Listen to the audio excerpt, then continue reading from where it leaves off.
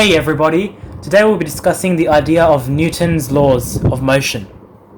Specifically, his first, second and third laws. Let's first define what a force is before diving into the fundamental laws that govern all motion. A force is simply a push or a pull.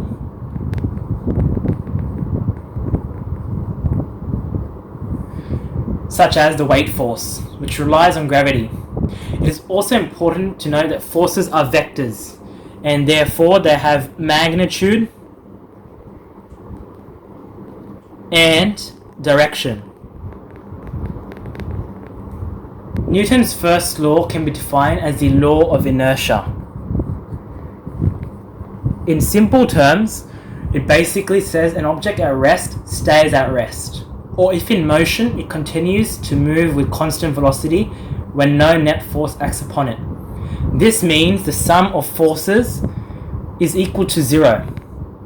So remember this basically sums up Newton's first law.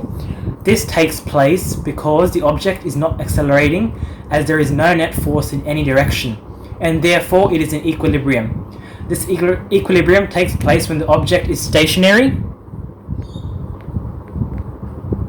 or moving with constant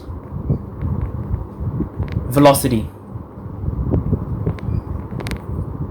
Furthermore, Newton's second law can be derived from the formula F is equal to ma, where F is force, m is mass, and a is acceleration, which simply suggests that the acceleration on an object is directly proportional to the net force on the object.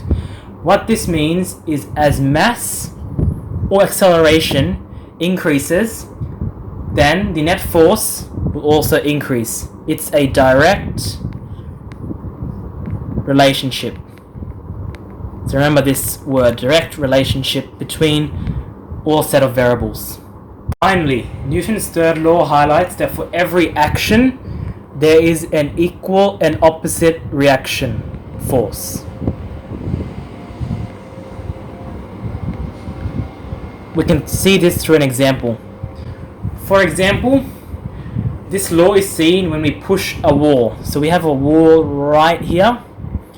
When we push this wall, which is the action, so this is us pushing the wall, that's the force vector of us pushing the wall. The reaction force is the wall pushes back on us. This is verified because if this law didn't exist, our hand would always just go through the wall. And another thing to note, these are equal and opposite magnitude vectors right here. These two vectors are equal and opposite magnitude vectors. Let's look at one practice example applying a law from Newton. The example we have here is a car that is 500 kilos is accelerating at 10 meters per second to the right. What is the force? So first we identify that this question requires Newton's second law. Therefore, the formula required is F equals ma, as discussed before.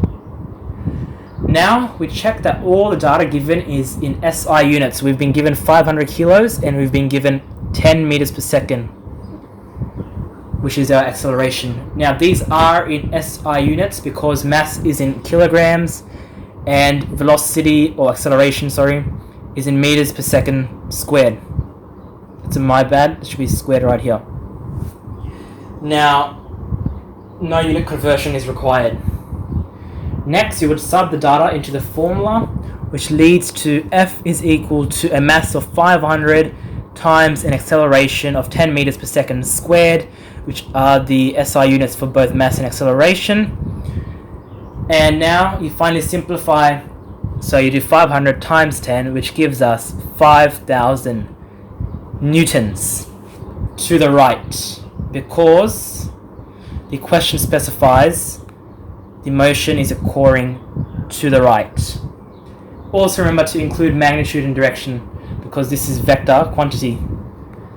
And newtons is the official SI units, so you must use newtons when writing your final answer, which is 5,000. In this video, Newton's laws of motion was useful in building your understanding on this topic. Thanks for watching. See you guys later.